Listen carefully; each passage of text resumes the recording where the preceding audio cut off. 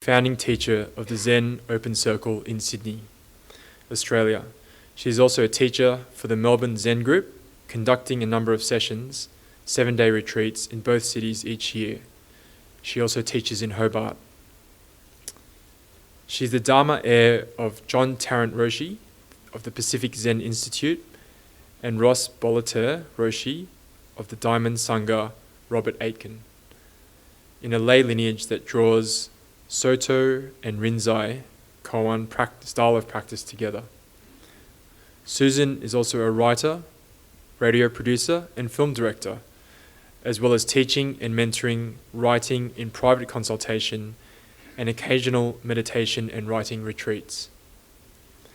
She taught film for many years at the University of Technology, Sydney, has co-written 3 books on film, and directs the annual Buddhist Film Festival in Sydney, established in 2003. She has a special interest in the way Zen and Indigenous Australian sense of care for country come together, co-leading occasional retreats in country with Dulamunun Uncle Max Harrison, the Yuin Yelder, who is here today also.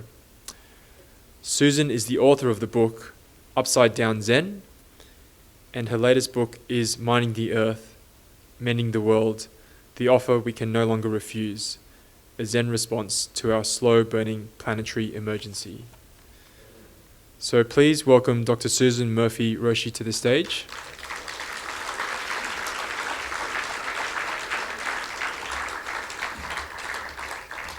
I'll just add that her topic of her talk today is May all beings be at ease, bringing loving kindness down to earth. Is this working? No. Is the wireless on? The lapel on? Do you want to just tap it? Do you just want to tap it? Let me see. No, it's not working. I can use this if you like.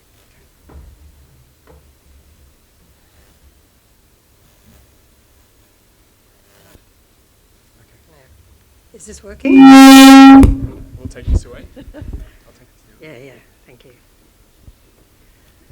Well, thank you very much for that introduction, and thank you very much for the invitation to be here in this most beautiful heart of our country.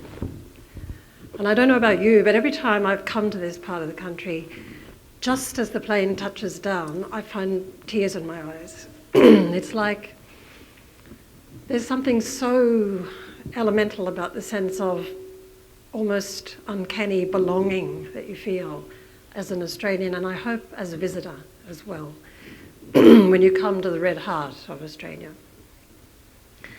And I was very pleased, although Shane has had to leave, I was very pleased that he brought up collective agency so strongly, because I've been, the book that was mentioned, Minding the Earth, Mending the World, excuse me, is very much about the civilizational crisis that Venerable Mahinda has been speaking about. And I guess you could say it's something like a Dharma response to that question of how can I help? What can be done? This deep question that I think is in everybody. We know that things are very wrong in our world. And there are no superheroes. There's not going to be superheroes who are going to come and put it right.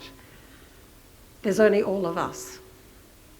And so that sense of collective agency is vital. We can't do anything but depend and rely upon each other and upon the connectedness that has been spoken about already many times during the last few days.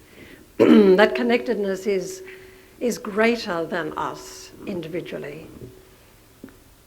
But I want to also draw today towards the question, not just to take us in the direction of the civilizational crisis that we're facing, but I also want to bring it towards the sense of personal responsibility within that.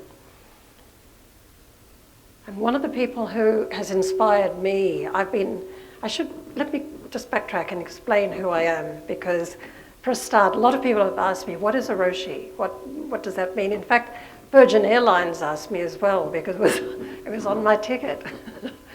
And they said, this does not correspond with your surname. So I had to say, well, it's a very difficult thing to explain. It translates, in fact, as Zen master or senior teacher.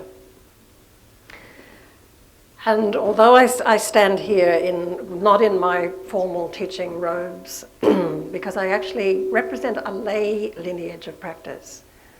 For the last 5 or 6 generations of the lineage in which I am, in which I practice, and in which I teach, it has been a lay lineage. Is this giving feedback, or is it sounding okay? Bit of feedback, maybe I'll put it there. Is that better? Okay. So I like to think of this as a monastery without walls. That's where I practice, a monastery without walls. When we are conducting Zen retreats, we make sure that we practice in a monastic style, following the principles of frugality, of not wasting, of taking care of every single detail with great awareness. And so that's a lovely practice. I actually debated wearing robes and my fancy rakusu, but I do want to uphold the fact that practice does not stop anywhere. You know, it's part of every part of our lives. I also want to say, in that spirit in which Shane introduced himself, that I'm a mother and a grandmother, and I have a deeply sort of almost visceral sense, bodily sense, of how important it is that we become critically and exquisitely aware of how important it is right now to respond to the world in crisis where we find ourselves. So there's no superheroes, and yet each of us has a genius of response. So what is the relationship of loving kindness practice, of loving kindness to the whole planetary emergency, of climate change? Maybe it's the desk. Of climate change and of the overwhelming demands we've been placing upon the earth. And that is our home, and it is our source of all life. Earth is our home. It seems strange to even have to say it, and yet you don't ransack your home. You don't trash it. You don't allow it to catch fire. You don't treat it with indifference. You don't act as though you're not even a kind of fundamental guest of this home. Everything here is a guest of Earth. Earth herself is a guest of the universe. And everything is a gift of impermanence, even us. But what kind of guests are we? Sometimes I wonder if we even bother to become quiet enough to tune in to the subtle, deep conversation of our home place, of our earth. When I was writing the book, I came upon an anonymous post on a website discussion. It just simply said this: Earth is where we all live. Earth sustains us. Earth allows us to be here temporarily. Like a good guest, we respect our host and all the beauty and bounty we're lucky to experience. We do no harm, and then we leave. And it's pretty hard to argue with, actually. It's a very simple description of the fundamental courtesy that something called a home asks of us. There's something I've taken part in from time to time that Joanna Macy, who some people here may have heard of, a great Western Buddhist teacher and ecologist. She's done a lot of work with despair and empowerment in places like after Chernobyl. She travels to places where, and I know that Charika knows about her, she said at one point, and together with an Australian called John Seed, we need to create a kind of ceremony of awareness about how there are other guests alongside us. And so they created something called the Council for All Beings. And this is a kind of improvisational, playful process, but a very deep play, in which you allow yourself to let something identify you as needing a voice. It may be another species. It may be a species that we regard as a pest.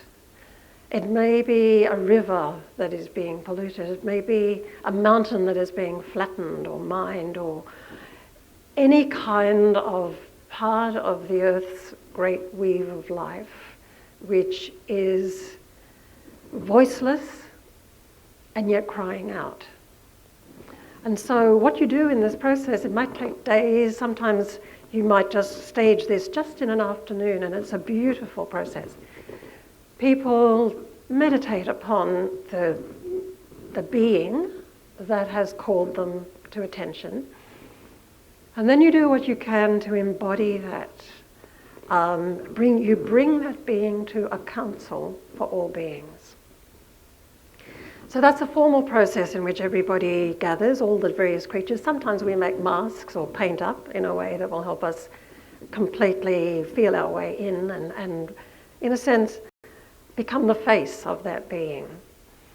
And then one by one, the beings are invited to speak. And in a sense, what they're speaking to are the humans who are not listening. So we become the beings speaking to the humans who cannot hear easily. So busy, with this. And so that's a way in which you can let the cry of the earth through you in a very deeply personal and particular way. And one of the beautiful things that came out of one that I did with some people in New Zealand a couple of years ago, at the end of a Dharma gathering that brought all the streams of Buddhist Dharma together, was we had two people, no one knows until we get there who each other are. They're mysterious beings. We all are, and they are. So at a certain point, towards the end of the process, after many rich things had happened and presentations had been made by the various beings, and there were children present, and they loved all this, one person who had identified as a frog, speaking for frogs, said, there's a very simple message. These are my parting words. Love it, love it, love it, love it. And there was another person on the other side who had also been a frog, another species of frog, also imperiled. And that frog chirped up, live it, live it, live it. So love it, live it. That is really, what metta practice is asking of us, not just to radiate the kindness, but to live that kindness. Thich Nhat Hanh, who many people would know, a great Vietnamese Zen teacher who deserves our thought right now because he's in a very fragile state of health and right at the end of his life. Is he still working? Yeah. He once said that he had a conversation with the earth. This was his way of speaking about a deep meditation upon the very question I'm hoping we can explore. And I think we are exploring actively here. So what he said was, he asked himself, he asked the earth. Deep in his meditation, he asked the earth, can I rely on you? And I think this touches into is it still working? It sounds different. This touches into the kind of doubt that I think we live with. Have we pushed the earth too far? Have we used up all the goodwill of the earth? Can we rely on the earth not to turn against us like an accountant who's kept a completely meticulous record of all the excess that we've heaped upon the earth? So he asked this question very deep in his heart, can I rely on you? the earth. And the response came back, also deep within his heart. The earth said to him and to us, "Can I rely on you?" So he took that question back into his meditation and again, very soberly examined himself. Can I rely on myself? And he was able to respond in time to the earth, and he said, "You can mostly rely on me." The earth held its breath, or he held his breath while he waited for the earth to respond. And the reply from the earth was, "You can mostly rely on me." It's no accident that there's a complete and beautiful mirroring here. We are in a complete kind of mirror-neuron relationship with the earth. It is us, we're it. So there's no separation here, but there's also a quite acute sense of responsibility, of taking responsibility. Just as Shane spoke about people collectively saying, not this is what we need, but this is what we will do. This is what we can do. This is what we will do. So I think becoming more reliable is very much the essence of all practice in which you offer yourself to, in a sense, the very best, deepest part of who we are. And we say, let me serve that. I mean, that's what discipline really means. It means to become a disciple of that part of ourselves, a follower. So metta is said to be, in the words of the Metta Sutta, the sublime abiding. In other words, the most complete and joyful place in which we can live, abide. Not just live, but abide has the sense of being deeply at peace and in harmony, a beautiful fit.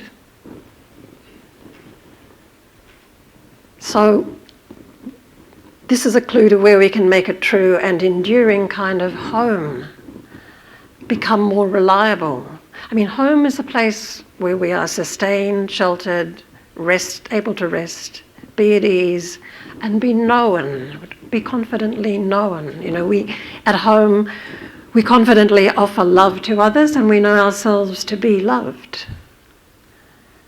And that's a little bit what's missing with our sense of being slightly alienated by our own actions from this complete fit, this beautiful fit with the earth. So if loving kindness, if unbounded love, boundless and radiant love, if that's the sublime or surpassing place in which we can rest with ease and be at ease, this really enjoins us to see that it guides us to see that the only way to fully accept the gift of a rare human life is to study, to understand, to practice, deeply establish, almost as first nature in ourselves, and to set in motion this flow of generous, inclusive, loving kindness. It's a beautiful fact that the words of the Metta Sutta speak of, even as a mother protects with her life her child, her only child, so with a boundless loving heart. Now, does this not evoke the fact that this is the earth, our only earth?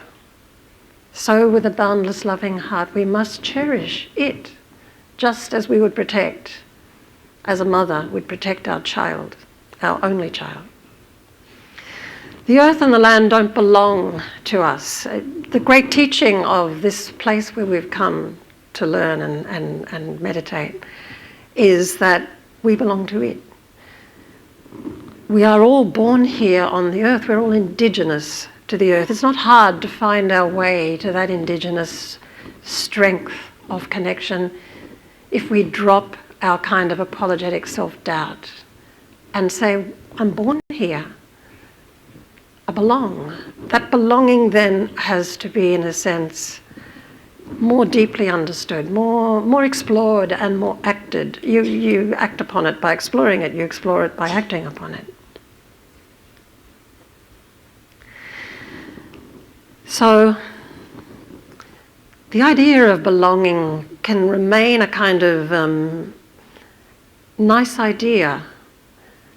It's not necessarily easy or comfortable to make that a serious idea, to take the idea seriously and to put it into practice, even though that very mindset, the set of mind involved in belonging, is in sense, it's an invitation back in to the ease of belonging. We have a practice we sometimes use when people are first new to meditation, where we invite them to, on the in-breath, just be completely aware of your body, this precious body, that belongs here completely, breathing in, sharing the breath of the earth. And on the out-breath, to allow the words, you are welcome here, to just be part of that long out-breath, and to resonate in that space after the breath is completed and before the next breath wants to arise, to rest in, you are welcome here. And I invite you to see that as a kind of way of holding this loving openness. Because the mysterious thing that happens is this: when you offer the words to whatever is in you right at that moment, whatever thought, half thought, feeling, sensation, the air on your face, the sound of a bird, the weight of your body, the warmth of your body, whatever it is that is part of that awareness at that moment, when you breathe the words, you are welcome here, welcoming whatever is, just as yourself. In the same way, you find yourself saying or realizing you can only offer those words when you are at home. You are the welcomer. You are welcoming things, everything, just as it is. And you are the host as well as the guest. Host and guest become hard to tell apart. The welcomer and the one welcomed. Impossible to tell apart. And so you begin to see, there's a kind of letting go of yourself when you make whatever guest is present welcome. You don't demand things of a guest. You make room for the guest. So there's a generosity and there's a flow to and fro in that practice, which is full of, it is a kind of action of loving kindness, to welcome. In the record of Zen, there's a moment where a teacher was asked urgently by somebody, in times of great difficulty, when times of great difficulty visit us, how should we meet them? And his response was just one word. He just simply said, welcome. As long as we're resisting with fear and a sense of alienation, we can't even begin to hear the conversation of the earth and the cries of the earth. We're too intent upon our fear of, can we rely on, anything, in a kind of moment in our human unfolding where there's an almost vertigo feeling, I think. A lot of young, exceptionally young people I talk to say they don't know what the future is. They can't sense the horizon of the future with any confidence. They don't know what it will be, what's coming over that horizon. So even more in that situation, we need to soften into where we are and what we are, know it, and from there be able to come forth. An old Hasidic teacher was who had died, his students were talking. This is from another tradition, this is the Jewish Hasidic tradition. After he died, his students sat around remembering him and asking swapping stories. And one of them said, he used to go down to the pond every night and stay there for a long time. What was he doing down at the pond? And someone else said, he was learning the song with which the frogs praise God. And then he added, it takes a long time to learn that song. So we're in an emergency, but we must act as though we're deeply at home. We must have that sense it takes a long time to learn that song, but we're prepared to offer long time to the practice of being here. And luckily everything is open to us the moment we turn towards it. Trees and rocks and rivers and sky and earth and all the creatures to whom our highly technological and technologized, if that's a word, our life has become so sort of carried up in technology. It's as though that has turned its back upon the fabric of the living earth, as though that doesn't matter. Yet all the time they offer themselves. They respond. We can respond and join the conversation and deepen, wise up with that. And love is the further way in.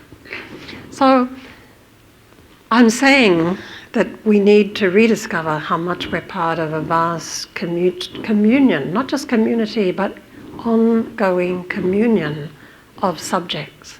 We and everything around us is not a collection of objects or an inventory of resources awaiting our use. Someone else, David Abram is his name, a philosopher in America, pointed out that once you take the word off resource, you immediately return it to its true meaning, source.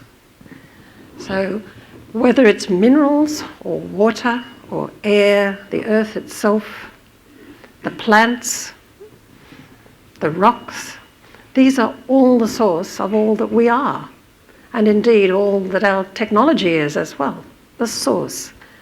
And you don't trample on the source. You don't treat it as a kind of, certainly you don't treat it as an infinite, something to grab at with infinite abandon. So even when we're lost in the kind of online space, you know, that spaceless space of online, being online, even then, when we're lost in some infinite distraction, what I just mentioned is still the source of all that we are. And so we need to sort of get these different parts of ourselves all back home together, back here completely. So metta really is the practice of loving interconnectedness. There's, I'm not sure that she's still alive, but Auntie Beryl, a Nyantipa woman from Broken Hill, once said to me, if you're not in connectedness, you're not in reality. You're actually somewhere floating outside reality. Connectedness is reality, she said. If you're not in it, you're not in reality. So metta is not just a deep kind of coming home, it's a revelation of this connectedness and the practice of living it more deeply aware. So the ignorance of believing that we're separate is what has been tearing and fraying and pulling down this whole life-giving weave of our world. So our lifestyles of too much want and too little regard, are profoundly lacking in any understanding of the fundamental accord that there is constantly between all beings. In a sense, every single life says to every other, life on earth, your life is also my life. And so in human beings, that realization is loving kindness and lived compassion. Not just love it, love it, love it, but live it, live it, live it. And to live outside that is not just to injure all living beings with a kind of extraordinary indifference, but it is to injure this living being, ourselves, with an extraordinary indifference. Practice is the dropping of indifference in the most essential way we can do that. So metta brings down the walls in the heart, and it brings down the barriers between each other, and it dissolves the whole fundamental no barrier that exists between self and other. It dissolves it. And it makes it much harder to fall back into indifference. It undoes the word enemies. At its deepest level, it even undoes the word fear. Very hard for fear to survive when we relax as deeply as metta invites us to do.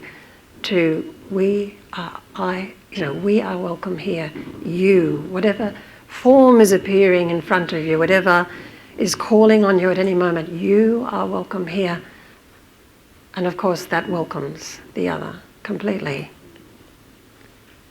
So it is a discipline of not building walls in the mind or heart, and where you find them, taking them down. It's not necessarily an easy thing to maintain. That's why it's called practice. One of the people I admire deeply from many years ago when I've had a long academic life as well. I taught in universities for 20 years, and early in that period I was very influenced by the great, I guess you'd call him a teacher rather than a philosopher of pedagogy, of educational teaching. Paulo Freire was his name, and Paulo Freire was working in some of the most hard-pressed and oppressed communities in Latin America. And towards the end of his life, I should mention, he wrote a book called A Pedagogy of the Oppressed. Not a pedagogy telling you how to help the oppressed, but a pedagogy that arises out of the collective agency, the collective genius of people who suffer. In a sense, it's the wisdom that grows out of suffering is the wisdom that became what his book was about, the pedagogy of the oppressed. The best way to teach people literacy was to study at their feet, he discovered. Sit at their feet and learn, and then co-create with them the way that literacy could enter and empower people. So at the end of his life, he was asked by somebody, what is the most important thing? And he replied, the beautiful daily struggle to be congruent. Now, the word congruent is interesting because it actually comes from geometry, and from a geometry point of view, are two congruent shapes completely fit each other. It's a perfect fit, congruent. So, congruent is a word to explore, I think. But what I most admire about that response was the fact that he dared to put together the words beautiful and struggle. And the fact that he admitted with great humility that it's daily, it arises every day. And to be congruent is, to come home, to be a complete fit with circumstances. So I think we can see that while there are aspects of being human that make us especially lucky, we regard a human life as rare and precious. I mean, if that seems like a strange statement when there are more than 7 billion of us, remember there's at least 7 billion beings living on each of us. So a human life is regarded as rare and precious. Why? partly because it can be so remarkably aware. I sometimes think of human beings as the kind of collecting point, the rich, responsive collecting point of all the forms of sentience on the earth. We watch a tiger, and tigerness enters us.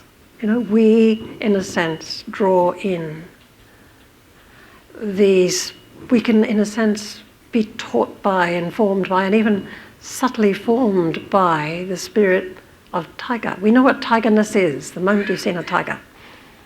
You can find out more about that by accidentally straying into their cage. But nevertheless, there's that power of the tiger. And there's actually an interesting tiger koan that comes from the Korean Zen tradition. It's a very interesting, mysterious one. I'm not going to try and unpack it, but I'll give it to you. A koan, by the way, is part of Zen practice. In a sense, koans are words that are spoken from being completely at home, a perfect fit. And to find your way into the mind of the koan is to find your way into that more complete fit. So it invites you in. It makes it difficult to bring your ordinary kind of mind to bear. It turns that upside down. So here's the koan. The koan is this: the tiger fears the human heart.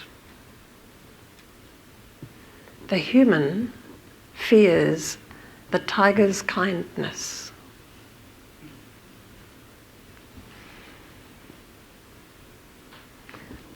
It's probably not so hard to see why a tiger might fear a human heart, to the point where a human can be so indifferent, human beings can be so indifferent that there are very few tigers left on earth in their home, where they live. So what is it in the human heart that allows such a kind of strange indifference to the wholeness of the weave of life? There's that side of it. But even more interesting maybe, and more searching, is why does the human fear the tiger's kindness? What is the tiger's kindness? One way of understanding that is probably exactly what Paulo Freire was talking about. It is a beautiful daily struggle to be fully human, to be a complete fit with this precious human life.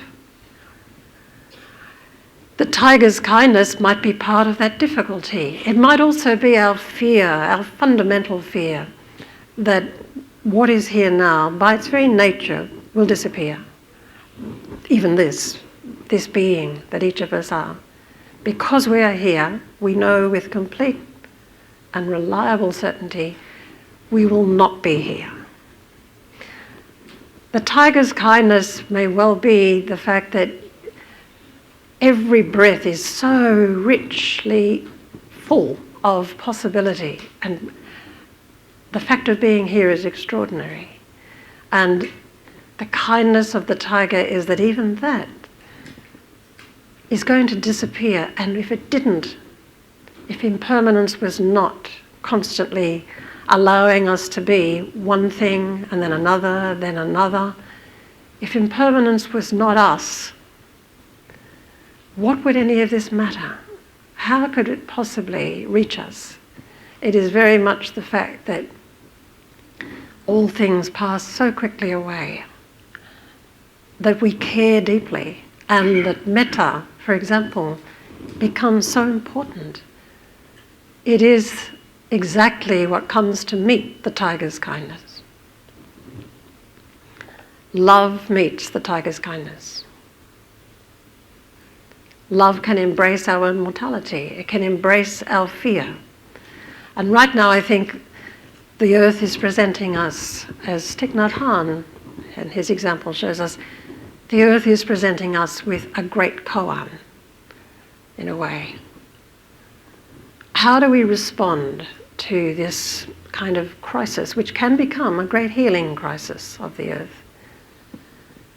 A crisis can heal. A crisis shows up what is so wrong, what has been so damaging, what has been either intentional or mindless damage is suddenly hard to avoid noticing.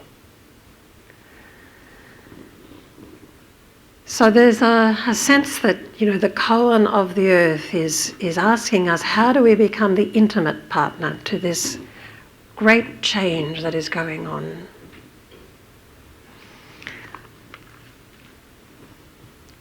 It's such a challenge, it can sort of bind us, make us feel helpless. This is something that I'd like to read you the way that the poet, he at one point was the poet laureate of America, Robert Hass. He said this, and it's almost like a koan of the way the earth is now asking us to look so deeply at ourselves. He said, "We are the only protectors, and we are the thing that needs to be protected.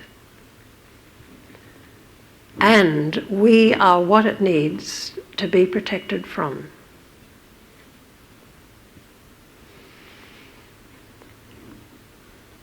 You could almost say that the first two parts of that, the sense of being the only protectors, or at least the protectors, the caretakers, and also the thing that needs to be protected, is the sense of the earth and the human protecting each other, caretaking each other, is very strong in Indigenous understanding. And it's not remote from any of us. We're all Indigenous in the sense of born here, born on the earth. The earth's wisdom is in us if we care to find it. But the last part of that, we are the only protectors, we are the thing that needs to be protected, and we are what it needs to be protected from, seems to point to the moment that is right now. We are what it needs to be protected from. How did we get into this position where on every side our responsibility, and the responsibility we need to take and the responsibility for damage we need to own is on every side of us? From one point of view, it can sort of feel like a hopeless bind. What can we do? Inaction, we start to feel helpless or paralysed. But actually what that's describing is, in a way, what every single ecology manifests. Every ecological system is a mutual set of relationships in which protecting, being protected from, and offering protection are all part of these relationships. I think you could almost say collective agency is inspired by those words of Robert Hass. If you don't accept it as, or feel that you must shrink back from that proposition that he made there, you can begin to see that at every point we are the active point of this you could almost call it, it's almost like a sort of set of lights lighting up. We're in every single one of those. If we are fearful, can I just ask how much time I've got, Will? 10 minutes? Yeah. Okay. So if we shrink back, we can get to the point of almost acting as though it's not happening. I mean, a lot of what is in front of us right now is a sense of a vast looking away. And I was speaking earlier to someone at the conference about the extraordinary moment that is recorded in the journal, the diary of Joseph Banks, Sir Joseph Banks as he became, who was the botanist on board the Endeavour with James Cook. When he, on the Endeavour, the little ship that floated into Botany Bay, when at that moment he records in his diary that there were people fishing out on one of the little spits of land that went out into Botany Bay. They were fishing from rocks, with spears. The Endeavour passed within eyeball sight of each other. These two worlds that can hardly countenance each other, were just 20 feet away from each other. And he records the remarkable fact that the people fishing on the rocks, they clearly saw the boat and they looked away. They looked down to their fishing and they acted as though that boat was not part of the world at all. It was not able to be integrated into that world. Some people have called this the idea of the hyper-object, something that is outside the frame of the recognizable, too big and impossible, within the scale and the reference of a human life. And from one point of view, the kind of big crisis facing our civilization is a little like that. It's almost too big to accept, to give formal diplomatic recognition to it. And also it's outside the scale of a human life. People almost hopefully cross their fingers and think, well, maybe it won't be in my lifetime. Maybe it'll be a little bit off. But of course, it's in our children's lifetime, it's in our descendants' lifetime. Even if it's not in ours, but it is, it's happening now. We've just been through the hottest March on record. We can't pretend any longer that this great hyper-object is, we can't pretend it's not here. Alongside that, I think we have the problem that someone described as our mental lives becoming ever more fragmented, to the point where it's hard to know how a coherent self is being maintained. I was speaking to various people in the conference, and a number of people have been talking about how much the digital revolution that we're part of is actually a kind of chasm between one kind of life and another, and that the children of the iPhone generation live in a different and a rather savage and frightening world. A lot of teenage suicides are coming out of this sort of life that passes between people in a very fragmented sense. It's almost like the digital connectivity has become a nervous system. Our actual nervous system has been externalized and is vulnerable to any kind of harsh words or attack. There's a lot of unconsidered speech going on the internet. And so a self that can act in the world according to settled purposes and long-form ongoing projects becomes, from one point of view, a worry. Can that still be sustained, in this fragmented world? So all the more the importance of offering metta to this troubled and, I guess you could almost say, a nervous system that is juddery and fearful, that we share as human beings.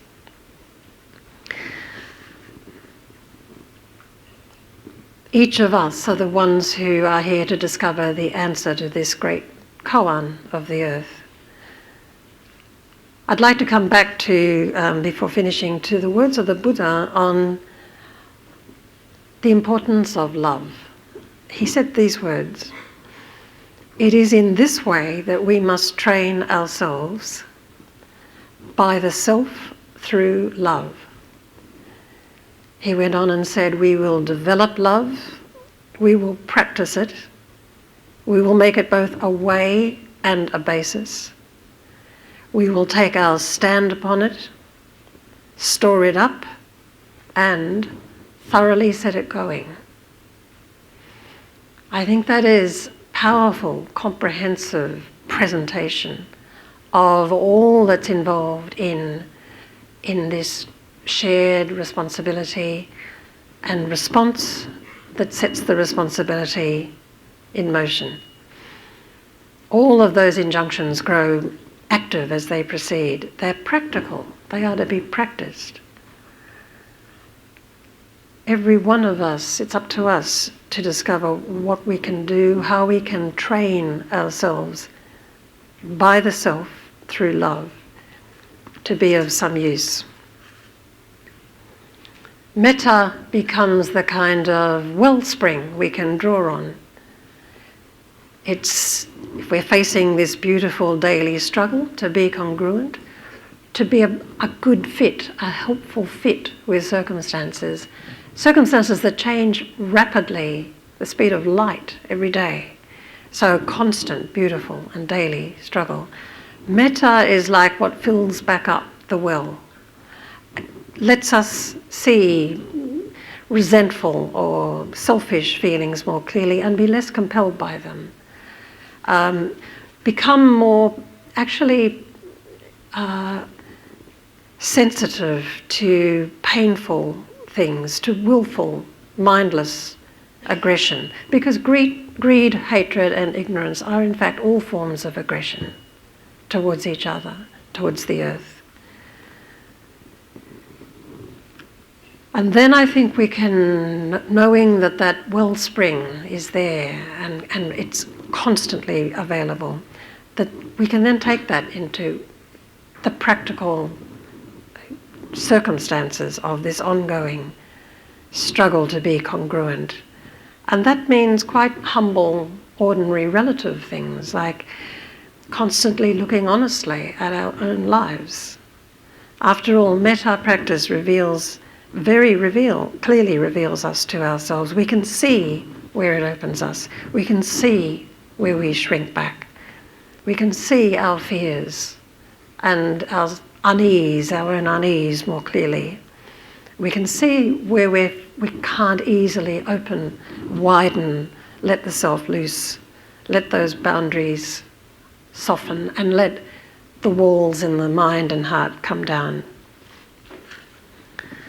So it comes down to very simple things like, the ordinary business of actually loving each other just as we are, offering help and encouragement and support and food, clothing, better laws, more honest political arrangements that will protect all beings and the earth, and working for this, small projects, big projects, as part of the project of awakening without end. So it's important that we don't lose sight of the immensely loving difference between suffering and trying to cope on one hand, and the beautiful daily struggle of conscious self-training, which really does, that's what a practice is, which really does rest on the loving truth that when we open most widely, there is no self. There's no self and no other to be found opposing that no self. And that undividedness that is at our core, that is what got us here into this life, this body, this sense of self. And that is what we can trust. We can rely on that. It does require patience. Remember, it takes a long time to learn the Song of the Frogs. And it does take an urgent heart. The work is ordinary and it is great. Great in the sense that it does, for the first time ever on the earth, clearly ask all of us to recognize each other. We are all of us the answer to the koan that the earth is posing. And so the fact that the work is great, then, in the sense of formidable as well, means it calls on the very best parts of ourselves. That's the only thing that can come to meet it. So I sometimes think of the people who put their bodies on the line, who protest in a way that they do with great care to do no harm. I think of the people who are saying, no, this must stop, this excess, this aggressive greed and mindless consumption. When they say this must stop, they're acting like the planet's antibodies. Its immune system finally kicking in. So I think we can recognize that that beautiful response in our souls when we let it in, as indeed a greater offer to the earth to say to her, our mother, you can rely on us, you can rely on me. As far as I can possibly offer myself, you can rely on me.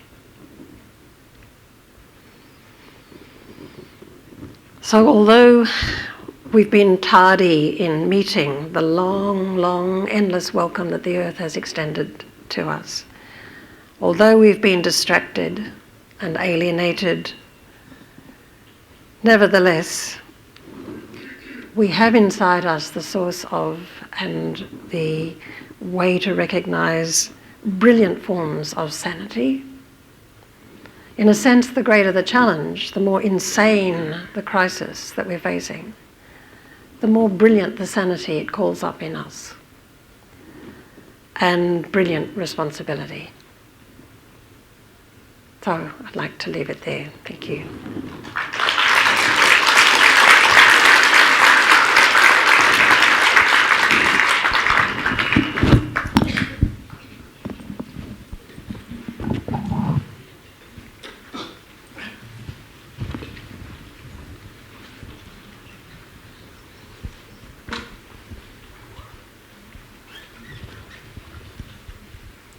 Thank you, Dr. Susan, for your words of wisdom. We'd also like to offer you a small gift bag in appreciation for you taking the time to come here. So if you wouldn't mind standing up and on behalf of the committee from here. Yeah. Yes. So everyone put their hands together again for Dr. Susan.